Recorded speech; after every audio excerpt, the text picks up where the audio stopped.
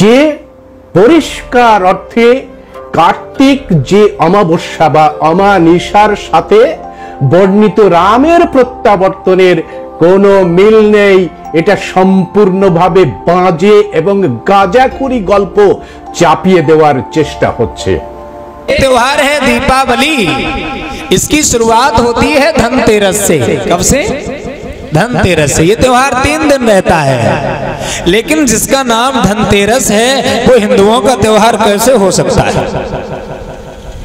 क्योंकि धनतेरह अगर हिंदी में नाम होता तो धनतेरह होता, संस्कृत में होता तो त्रयोदशी होता, लेकिन इसका नाम है तेरस, अर्थात प्राकृत भाषा में इसका नाम है, पाली भाषा में इसका नाम है, भगवान बुद्ध की भाषा में इसका नाम है। जब नाम ही भगवान बुद्ध की भाषा में है तो त्योहार किसका है? भगवान बुद्ध का है। इसलिए दीप दानोत्सव इसका नाम था। ধনতেরাস ব্যাপারটা আমার কাছে খুব আশ্চর্য লাগে।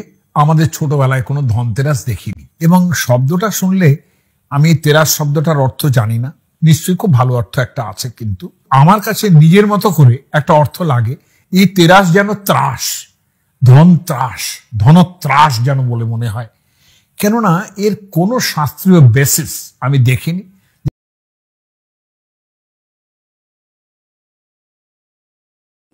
ধুমধামের সঙ্গে সারা ভারতবর্ষ জুড়ে দীপাবলি উৎসব পালিত হয়ে গেল। এই দীপাবলি উৎসব বম্বের ফিল্ম স্টাররাও যেমন পালন করেন, আমাদের এখানকার যারা ফিল্ম স্টার আছেন বা যারা সেলিব্রিটি আছেন তারাও পালন করেন, সাধারণ মানুষ পালন করেন। এখানে কিন্তু বাঙালি কি অন্য ভাষাভাষী বিষয়টা নেই, আমরা এটা সকলেই পালন করি। বাড়িতে আমরা প্রদীপ জ্বালিয়ে কিংবা টুনি বাল্ব আর কি যেটাকে বলি আমরা, এখন ডিজিটাল বাল্ব চলে এসছে, সেগুলোকে জ্বালিয়ে আমরা ঘর সাজাই, আলো দিয়ে ঘর সাজাই, আলোর উৎসব বলা হয়। আর তার সঙ্গে বাজি পোড়ানো হয়। কিন্তু এই যে বাজি পোড়ানোর সঙ্গে কিন্তু কালী পুজোর কোনো সম্পর্ক নেই, দীপাবলিরও কোনো সম্পর্ক নেই, শাস্ত্রে এরকম কোনো ব্যাখ্যার বিষয়টি নেই, কারণ বাজিটা এসছে তো চীন দেশ থেকে। যাই হোক, এখন এই যে দীপাবলি উৎসব, এই দীপাবলি উৎসবের সঙ্গে আমাদের সমাজে এমন একটা অঙ্গাঙ্গি জড়িত থেকে গেছে বিষয়টা যে এই দীপাবলিতে যদি কোনো সন্তান মানে নারী সন্তানের জন্ম হয়, মা বাবারা আদর করে নাম রাখেন দীপা। আবার যদি পুরুষ সন্তান জন্মায় তার নাম রাখা হয় দীপাঞ্জন। দ্বীপের মতো অঞ্জন যার, অর্থাৎ দ্বীপের মতন চোখ যার, যেটাকে ওই পটল চেরা চোখ বলা হয়, সেটার নাম হয় দীপাঞ্জন। কিন্তু এই নাম যে সবসময় সার্থকভাবে প্রয়োগ হয় তা নয়, কারণ প্রবাদ আছে যে কানা ছেলের নাম পদ্মলোচন। আমরা দেখেছি আমাদের একজন সুপারস্টার মিঠুন চক্রবর্তী, তার নাম নাকি গৌরাঙ্গ। যাক, আমি এই নাম বিভ্রাটের মধ্যে যেতে চাইছি না, আমি দীপাবলি উৎসবে ফিরে যেতে চাইছি। এই দীপাবলি উৎসবের যে ঘটনাটার কথা বলা হয়, যে বিজয়া দশমীতে রামচন্দ্র রাবণকে বধ করার পর তিনি এই কার্তিক মাসের এই অমাবস্যার সময় তিনি তার অযোধ্যায় ফিরে আসেন। অযোধ্যাবাসীরা তাকে আলো জ্বালিয়ে, তাকে সম্ভাষণ জানিয়ে তাকে কিন্তু বরণ করে নেন। সেই উৎসবের ধারাবাহিকতাই নাকি এই দীপাবলি উৎসব। কথাটা কি ঠিক? কেন বলছি এ কথা? রামচন্দ্রের রামায়ণ রচনাকাল যেটা ধরা হয়েছে, তার আগে কিন্তু বৌদ্ধ জাতক রয়েছে, অর্থাৎ বুদ্ধদেবের জন্ম হয়েছে। বুদ্ধদেব এই অনুষ্ঠানটা করতেন, সেটার নাম হচ্ছে দীপযান অনুষ্ঠান। এবং এই অনুষ্ঠানটার পাশাপাশি আবার যখন সম্রাট অশোক ছিলেন, তিনিও এই উৎসবটি পালন করতেন বৌদ্ধ ধর্মের রীতিনীতি মেনে। মানে আসলে এটা বৌদ্ধ ধর্মের একটি রীতি, কিন্তু হিন্দুত্ব ধর্ম তো বুদ্ধদেবকে আপনারা জানেন যে নবম অবতার বানিয়ে তাকে হিন্দু বানিয়ে দেওয়া হয়েছে। কিন্তু বৌদ্ধ ধর্মগ্রন্থ যদি দেখবেন তিনি প্রবল পরিমাণে বেদ বিরোধী এবং ঈশ্বর বিরোধী, মানে হিন্দু ঈশ্বর বলুন না যে কোনো ঈশ্বর বলুন, এগুলোর বিরোধী রয়েছে। তা সত্ত্বেও কিন্তু তাকে নবম অবতার হিসেবে গ্রহণ করে নেওয়া হয়েছে হিন্দুত্বের মধ্যে। এবং সনাতনী হিন্দুত্বের কথা যারা বলেন, তারা তো সনাতনী কথাটা জুড়ে দিয়েছেন এই জন্যই যে হিন্দুত্বকে কিছুতেই সনাতন বলা যায় না। যাক, আবার চলে যাচ্ছি অন্য বিষয়তে, ফিরে আসছি ব্যাপারটা নিয়ে।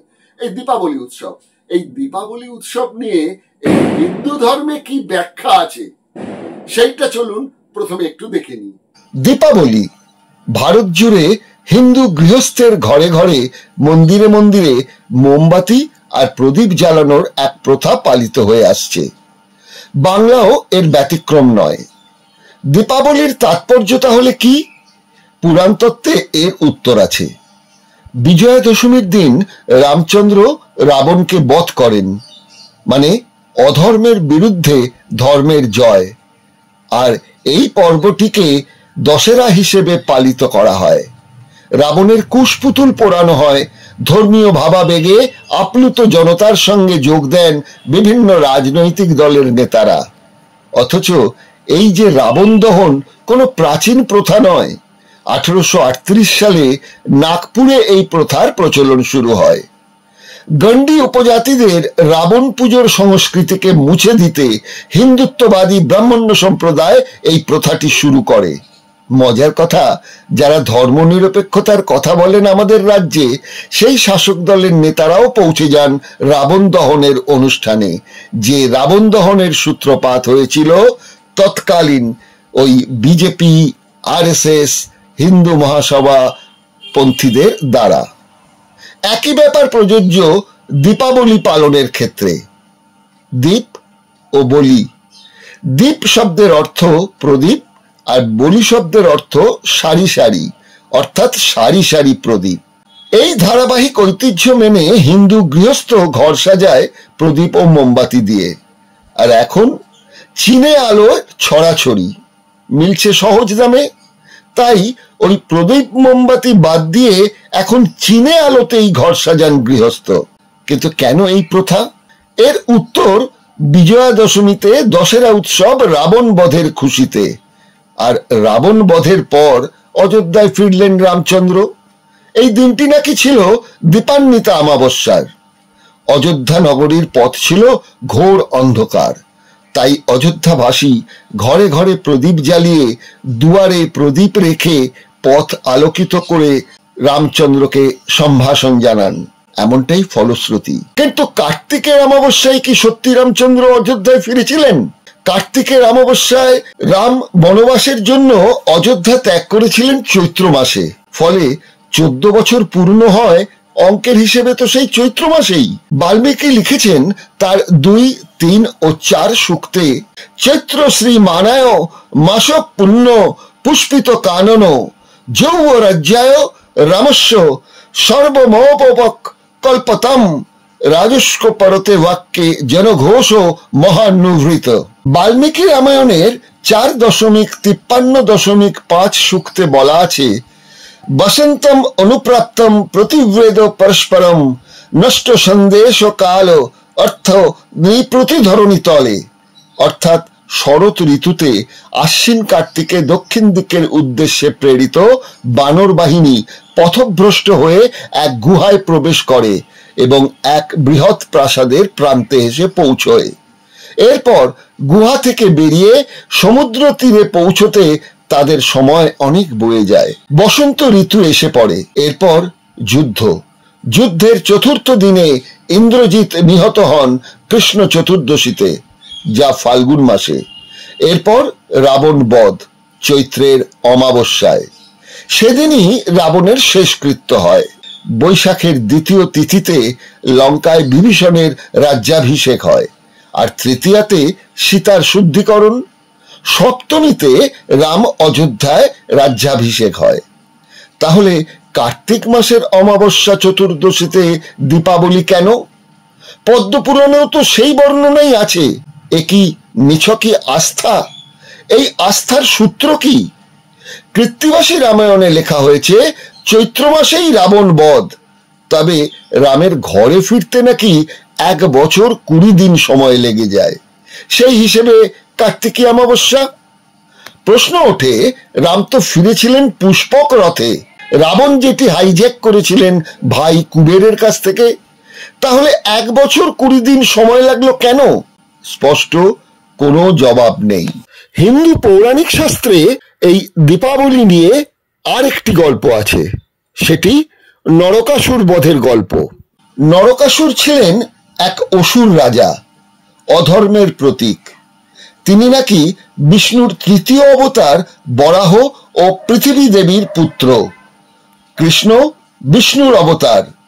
কৃষ্ণ বধ করেন নরকাসুরকে, সঙ্গী ছিলেন তার স্ত্রী সত্যভামা। সত্যভামা আবার এই পৃথিবী দেবীরই অবতার, অর্থাৎ এক অর্থে নরকাসুরকে বধ করেন তার জন্মদাতা বাবা ও মাই। নরকাসুরের আসল নাম ধৌমাসুর। নরকাসুর যেহেতু দেবতাদের স্বর্গ দখল নেন, ফলে অনার্য দমন আবশ্যিক হয়ে পড়ে। মায়ের ও বাবার হাতে মৃত্যু হবার মুহূর্তেই নরকাসুর অন্তিম অনুরোধ জানান যে তার মৃত্যুকে গৌরবময় করে তুলতে দীপাবলি যেন পালিত হয়। আর এটি হয়েছিল ওই কার্তিকী অমাবস্যায়। নরকাসুর ছিলেন প্রাক জ্যোতিষপুরের রাজা। প্রাক জ্যোতিষপুর আজকের গৌহাটির কাছাকাছি একটি অংশ। সুতরাং ওই রামের অযোধ্যার ফেরা নেহাতি একটি গল্প। আর এই নরকাসুর বধ, সেও তো আর্য অনার্যের সংঘাত। এই দুই গল্পের আদলে ধর্মবিশ্বাসীদের কার্তিকী অমাবস্যার দীপাবলি পালন করার একটি নির্দেশ দেওয়া হয়ে আসছে। আমাদের দেশে এই দীপাবলি উৎসব আসলে ছিল একটি বৌদ্ধ উৎসব।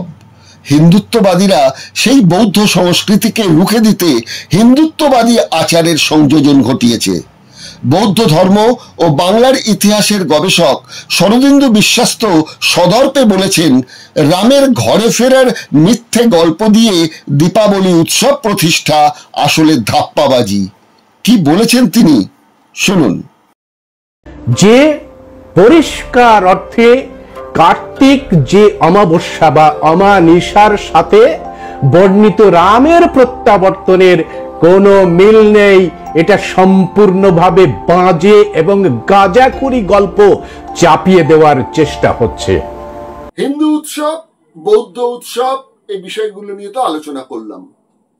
এছাড়াও কিন্তু একটি লৌকিক বিষয় কাজ করেছে, অর্থাৎ গ্রীষ্ম, বর্ষা, শরৎ, তারপর আসছে হেমন্ত। এই হেমন্ত কালটায় নানা পোকামাকড় কিন্তু সৃষ্টি হয় আর্দ্র আবহাওয়ার জন্য। সেগুলোকে রুখে দেওয়ার জন্য আলো এবং ধোঁয়ার প্রয়োজন হয়। তাই এই দ্বীপ জ্বালানোর বিষয়টা কাজ করে আমাদের দেশে। এর একটু বিস্তারিত ব্যাখ্যাটাই একটা প্রতিবেদনের মধ্যে হাজির করছি। ছোট্ট প্রতিবেদন, একটু দেখুন। দূষণের প্রকোপে এখন তিনটি মাত্র ঋতু, গ্রীষ্ম, বর্ষা, শীত। হারিয়ে গেছে বসন্ত, হারিয়ে গেছে হেমন্ত। শরতের পর বাতাসে যখন আর্দ্রতার পরিমাণ বাড়ে, পোকামাকড়ের বংশবৃদ্ধি হয়, ফলে উপদ্রব বাড়ে। আশ্বিন সংক্রান্তিতে গ্রাম বাংলায় পালিত হতো নল সংক্রান্তি। সেদিন কৃষি জমিতে নল বাঁধা হতো, উদ্দেশ্য ধানের ফসল রক্ষা করা। পোকার উপদ্রব কমাতে আলো জ্বালানোর প্রথা ছিল। পরবর্তীকালে বাজি পোড়ানোর উৎসবও শুরু হয়, অর্থাৎ ওই আলো এবং বারুদের ধোঁয়া থেকে দূরত্ব বাড়াতো এই সব পোকামাকড়। সুতরাং ফসল বাঁচত। এই মুহূর্তে শ্যামা পোকার দেখা মিলছে না। পতঙ্গবিদরা বলছেন, শহর কলকাতা বা গ্রামাঞ্চলে জলাভূমি বুঝিয়ে বাড়িঘর হচ্ছে, সবুজ গাছপালা কমছে। অন্যদিকে বিভিন্ন পোকামাকড় থেকে বাঁচতে ফসলে কীটনাশক দেওয়া হচ্ছে। পোকাদের খাদ্যের অভাব হচ্ছে, আর সঙ্গে জলবায়ুর পরিবর্তন। ফলে যে লৌকিক জীবনে দীপালি প্রথার উৎপত্তি, আজ তার প্রয়োজনীয়তা নেই। লৌকিক প্রয়োজনীয়তা না থাকলেও বেদ ও হিন্দু ধর্ম বিরোধী বৌদ্ধ ধারাকে রুখতে দীপাবলি উৎসব হিন্দুবাদীদের কাছে এক অস্ত্র হয়েই কাজ করছে। এই লৌকিক প্রথাকে ধর্মীয় ব্যাখ্যায় জুড়ে বিষয়টিকে হিন্দু সংস্কৃতি হিসেবে প্রতিষ্ঠিত করার পরিকল্পনাই দীপাবলির উৎসব। তাই তো যোগীরাজ্য প্রতিষ্ঠা হবার পর প্রতি বছর এই কার্তিকী দীপাবলির দিনে লাখো লাখো প্রদীপ জ্বালানো হচ্ছে তেল পুড়িয়ে। 2022-এ নাকি 22 লক্ষ প্রদীপ জ্বলেছিল। এরপর থেকে সংখ্যাটা ক্রমশই বাড়ছে। এদিকে বাস্তব চিত্রটা কি? অযোধ্যার দরিদ্র মানুষ এবং 100 কিলোমিটার পথ পেরিয়ে বারুইচ এলাকা থেকে আসা গরিব মানুষেরা এই জ্বলন্ত প্রদীপ থেকে তেল সংগ্রহ করে নিয়ে যাচ্ছে। তাদের বক্তব্য, তাদের তেল কেনার সামর্থ্য নেই। এই প্রদীপের তেল সংগ্রহ করে তারা প্রায় 6 মাস রান্নার তেল সংগ্রহ করে রাখে। এই তো হচ্ছে বাস্তব ছবি। এই পুরোটা অনুষ্ঠান যে আপনাদের সামনে হাজির করলাম, যারা কট্টর হিন্দুত্ববাদী তাদের বোধহয় হজম হবে না। হজম না হলে আমার কিচ্ছু করার নেই, কারণ যা যা বলছি সব ঐতিহাসিকভাবে সত্য এবং বিজ্ঞানসম্মত এবং যুক্তিবাদের আধারে বিষয়গুলো আপনাদের সামনে উপস্থাপন করলাম। সুতরাং আপনারা যারা যুক্তিবাদকে শ্রদ্ধা করেন তারা একটু বলবেন অনুষ্ঠানটা কেমন লাগলো। যদি ভালো লাগে তাহলে লাইক দেবেন, অন্যকে শেয়ার করবেন এবং অবশ্যই সাবস্ক্রাইব করবেন আমাদের এই চ্যানেলটি, কারণ এই চ্যানেলটি আপনাদের জন্যই তৈরি হয়েছে, অজানা তথ্য জোগাড় করে আপনাদের সামনে সেগুলোকে উজাড় করে দেওয়ার জন্য। কারণ দিগদর্শন 10-এর পাশে, দেশের সাথে। নমস্কার।